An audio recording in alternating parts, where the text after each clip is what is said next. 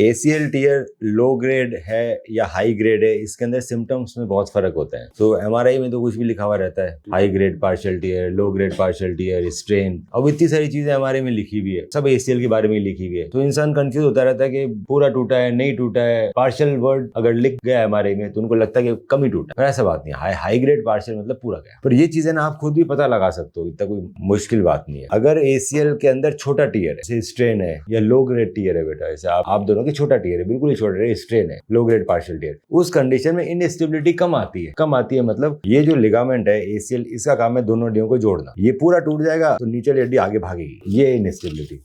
अब ये जो लचक है ना, ये आपको नॉर्मल चलते हुए नहीं आएगी बेटा, ये तब आएगी जब हाई जंप करोगे, लॉन्ग जंप करोगे, चेंज ऑफ डायरेक्शन करोगे, या आप जब स्पोर्ट्स खेलोगे। जिनका ये लो ग्रेड पार्शियल टीयर रहता है या स्ट्रेन रहता है, उसमें ज्यादा लचक नहीं आती, उसमें कम लचक आती, पर लचक थोड़ी उसमें भी आ जाती है। क्यों आ जाती है? क्योंकि लचक सिर्फ लिगामेंट की वजह से नहीं आती। आपने देखा होगा फुटबॉल प्लेयर्स को क्या करते हैं, इतनी बड़ी बड़ी थाइज बना के रखते हैं। क्यों? उनको इंजरी के चांसेस ज्यादा हैं, तो वो अपनी थाई को ज्यादा बड़ा बनाते हैं ताकि नी स्टेबल रहे। सो अगर मेरी मांसपेशियां पतली पड़ गई बेटा तो भी लचक आने लग जाती है, और ACL टूट गया तो भी लचक आने लग जाती है। अब ACL की चोट की वजह से मांसपेशियां पतली पड़ जाती है। सो आपके साथ क्या हुआ? ACL तो इतना नहीं टूटा, ACL में जो छोटी चोट थी उसके वजह से आपकी मांसपेशियां पतली पड़ गई, उस वजह से तेरे को लचक आ रही है। अब इसका नुकसान क्या होगा कि ये जो मांसपेशियां पतली हो गई है, ये लचक तो दे ही रही है, पर ये इसको बचा भी तो नहीं रही बेटा घुटने को। आर्मी है ना, ये आर्मी पुलिस घुटने का सब कुछ यही है ऊपर वाला, इसीलिए आदमी इस पे मेहनत करता है ACL इंजरी बचाने के लिए। सो अगर आप इस कंडीशन में गेम खेलोगे तो टूट जाएगा, आप कभी से किसी दिन गिरोगे तो ACL टूट जाएगा, आज तो टूटा हुआ नहीं है। सो हमें दो चीजें ठीक करनी है कि ACL जो पार्शियल टीयर है उसको हील कर दे बिना सर्जरी के, और इन मांसपेशियों को मजबूत बनाए। इन दोनों के अलावा एक चीज करी तो असर पूरा आएगा ही नहीं कभी बेटा। अब जो लचक आ रही है ना, वो ऊपर मांसपेशी की कमजोरी की वजह से, वो ACL की वजह से नहीं है। ACL की वजह से लचक होती है जिनमें पूरा टूट जाता है। अपने आप ठीक करने के लिए मैं आपके ब्लड का ग्रोथ फैक्टर लूंगा। तो कट लगाते हो, ब्लीडिंग होती है, क्लॉट जमता है, नई चमड़ी आती है, तो हमारे ग्रोथ फैक्टर होते हैं बेटा। अब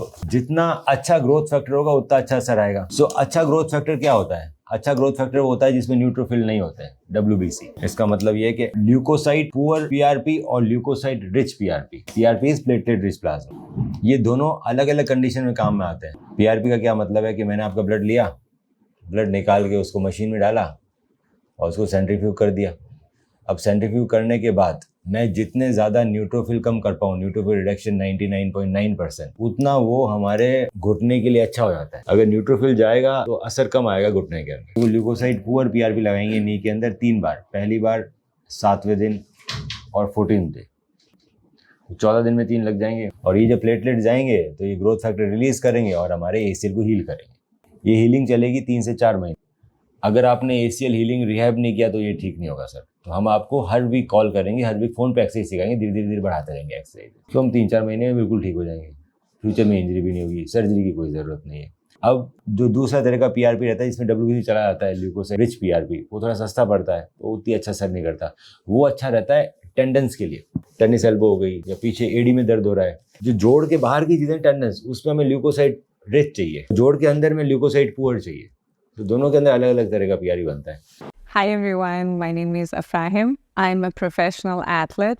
I got injured while doing kickboxing and training kickboxing. I sprained my knee, and for quite a while, like about 1.5 years, I went on with the injury. I had no idea that what is the injury, which caused me more problem. And at the end, which walking even got difficult for me, I decided to go for an MRI, and I got an MRI and realized I got to know that I have an ACL tear and meniscus tear. So with the research and known friends, surroundings, advice, I got to know about Dr. Manu Bora. So I contacted and got an appointment. I came on with my reports and all. Doctor got to know that it's a grade 3 ACL tear.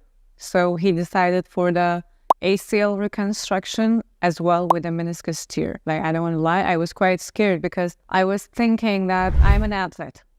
All my life is about the sport. It's all about the activity. It's all about what I do, what I love to do. So when I got to know that it's an ACL tear, and I asked few people around and all, and they were saying like, no, it's done. It's over now. Stop it. You can't train. Stop these exercises. Stop. I was thinking, I was saying, I was crying and saying, I want to be able to jump again. I want to be able to do my activities. I was so afraid. I was so scared because I thought that it's the end. When I came to doctor and visit the doctor, the way he explained, the way he opened up everything, like with all the statues, all the model, all the things he has, and all the videos, everything so clearly. He took so much time. He cleared up everything. He answered all the questions, and he showed me how I actually have to keep on training and exercise to build up that new ACL, to strengthen up that new ACL. And it's not about me leaving the sport, but it's about me coming back stronger, getting back stronger and better than before,